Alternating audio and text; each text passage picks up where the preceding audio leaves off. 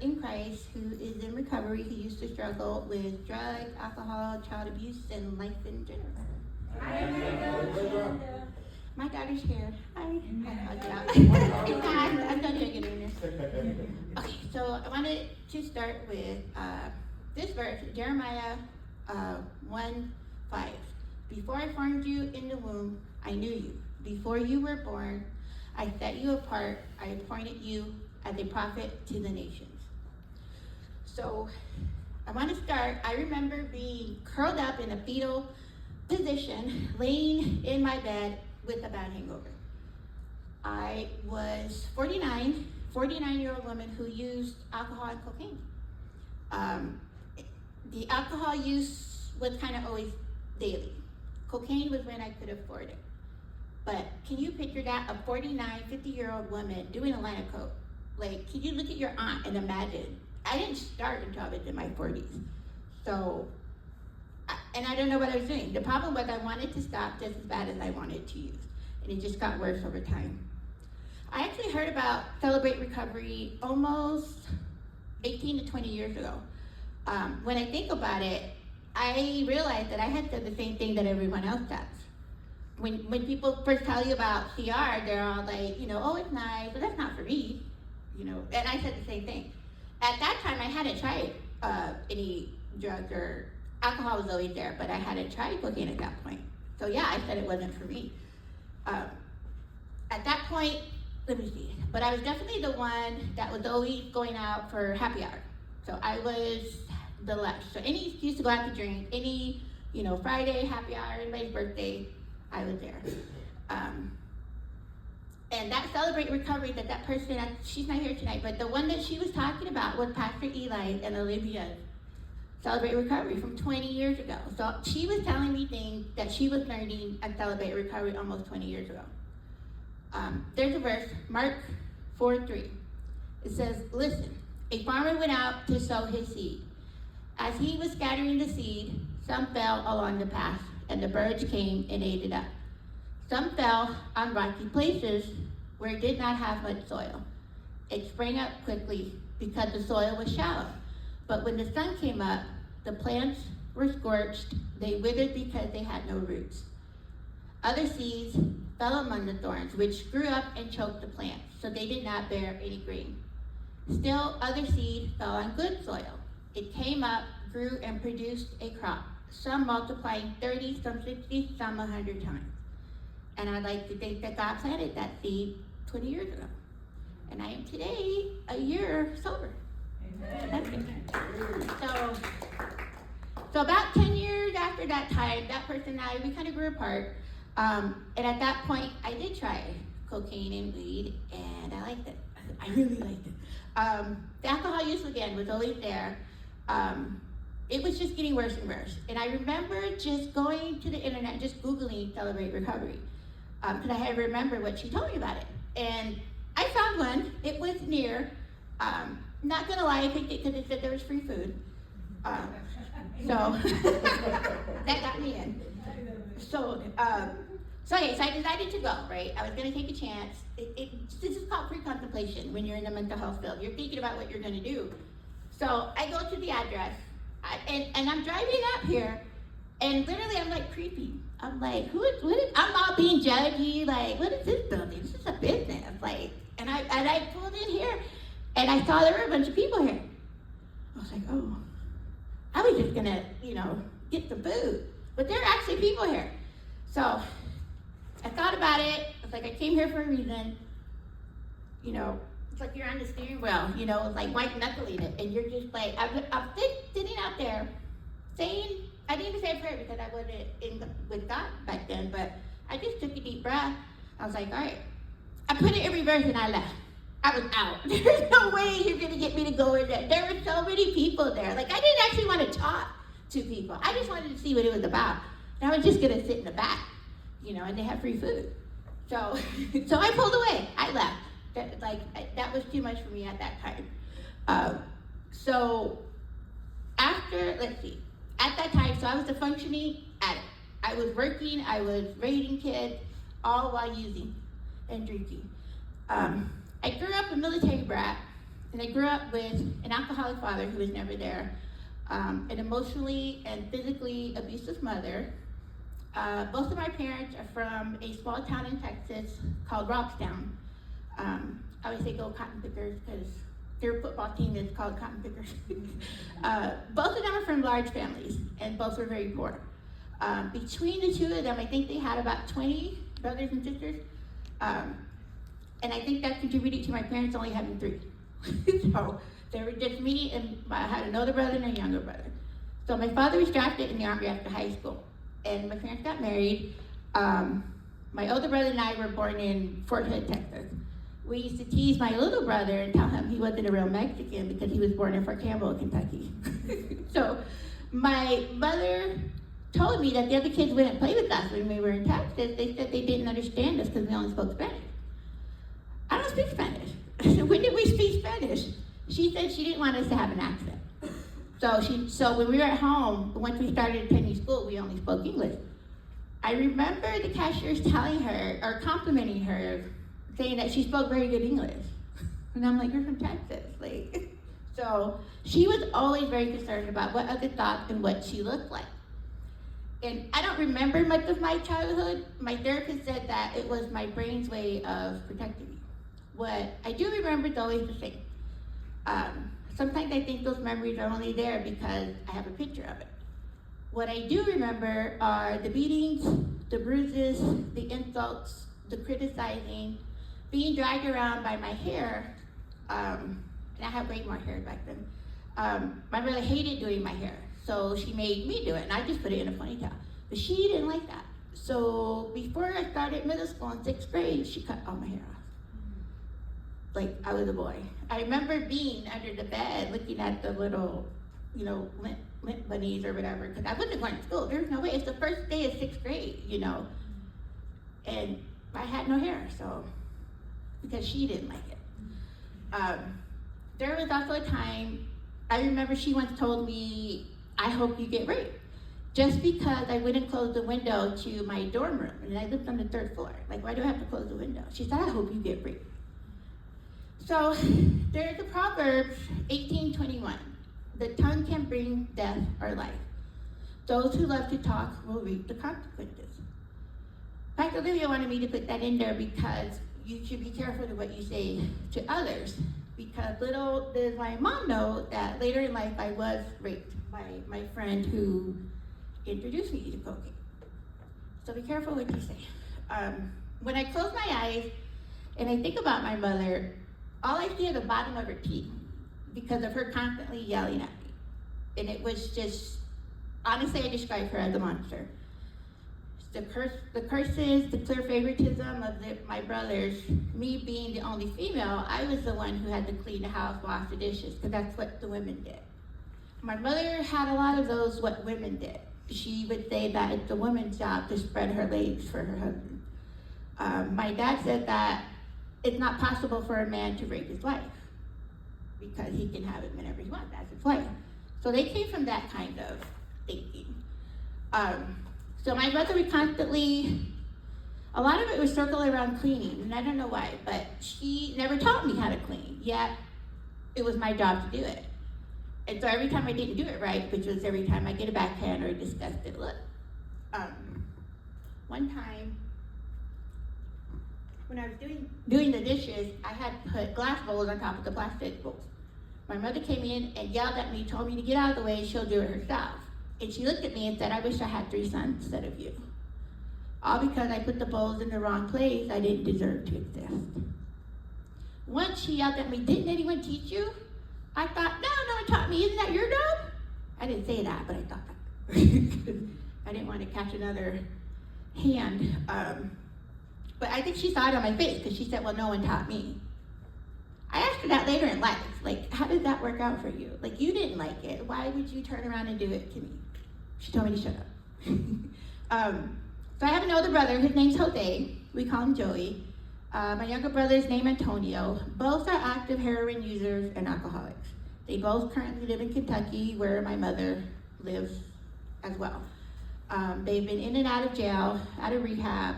My older brother, they've been evicted multiple times. He had to move to another town because he worked at every fast food place. My younger brother just turned 46 and never had a driver's license. Not that keeps him from driving. I think in his whole life he's had 2 dogs, never filed taxes. He's never done nothing in his life.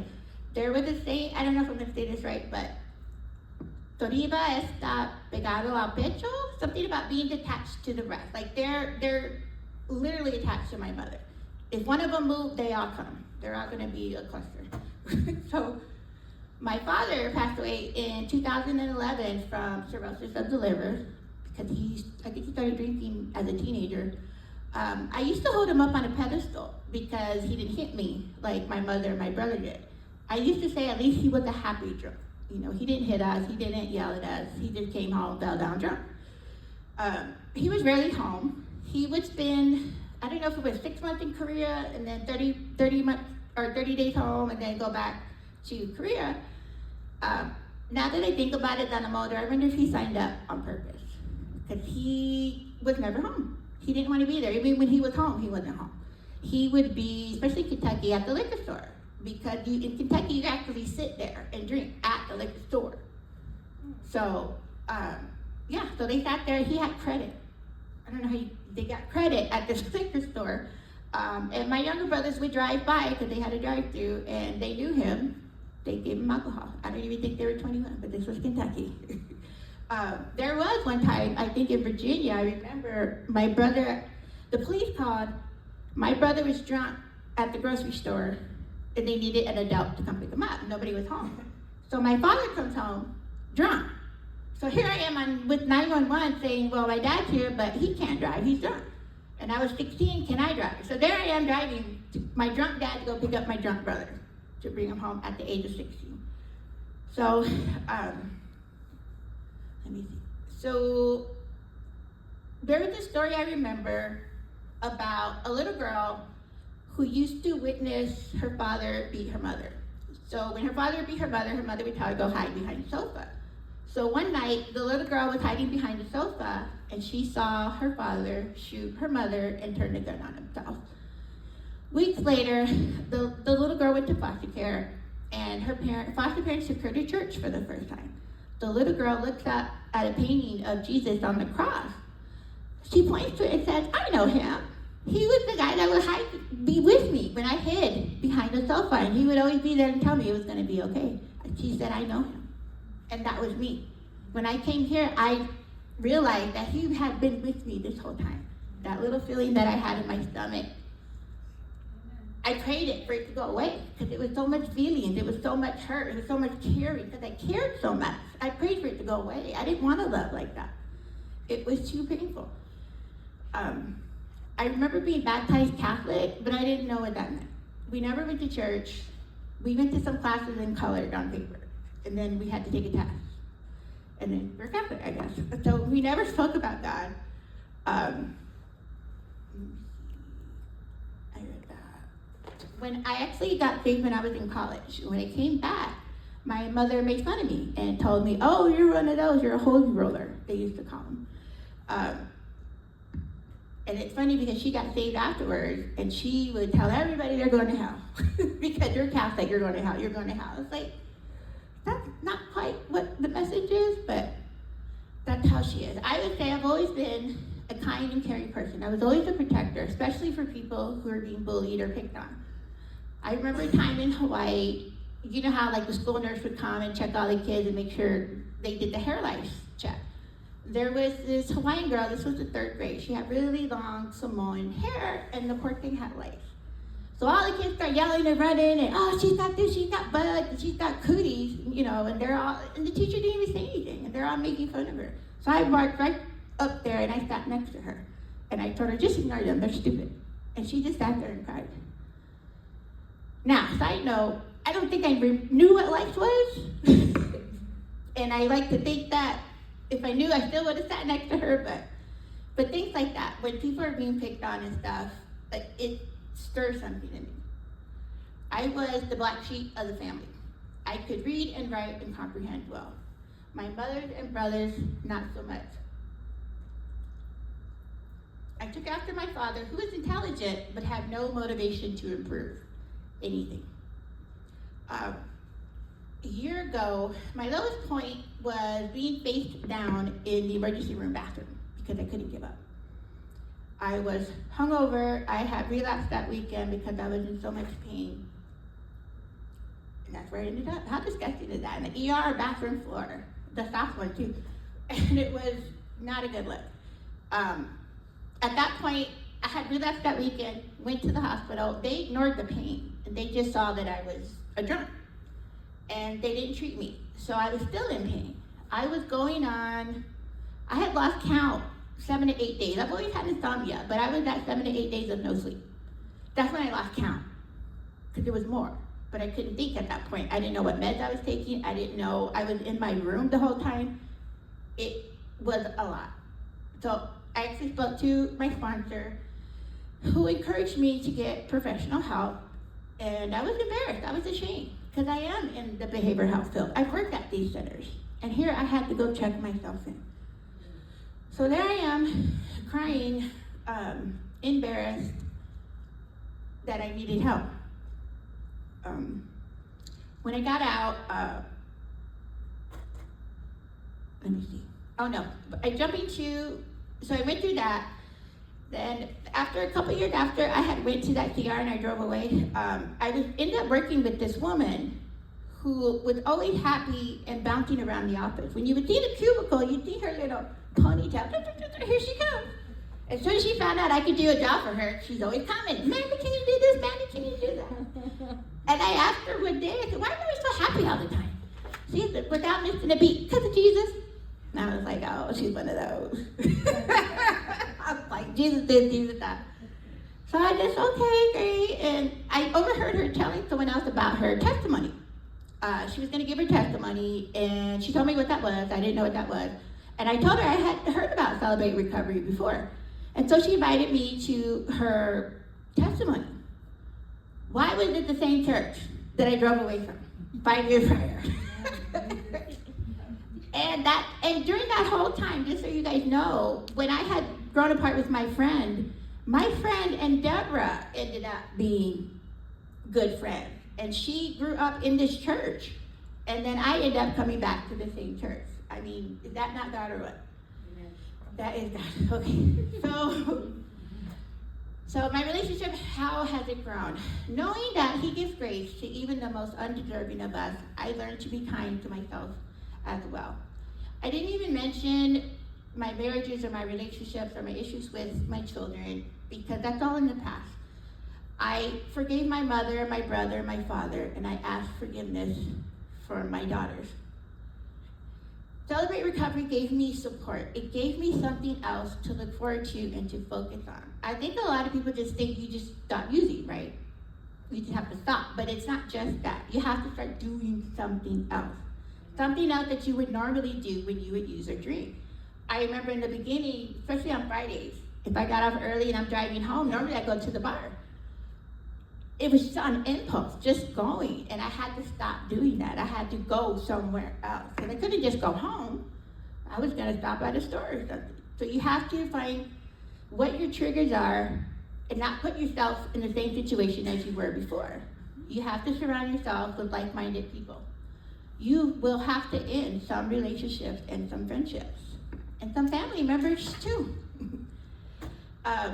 Those who linger over wine, who go to sample bowls of mixed wine, do not gaze at wine when it is red, when it sparkles in the cup, when it goes down smoothly. Because in the end, it bites like a snake and poisons like a viper. Proverbs 23:30-32. So, I didn't understand why my mom hated me. I didn't understand why my brothers took over the beatings when my mom started working. I didn't understand why my father was never there. None of that matters now. What matters, that might have had a part of who I am today, but that does not define me anymore. I'm a daughter of the one true God. So to the newcomers, I would say, you have to keep getting back up. Proverbs 24:16, for the righteous falls 7 times and rises again, but the wicked stumble in times of calamity. The end.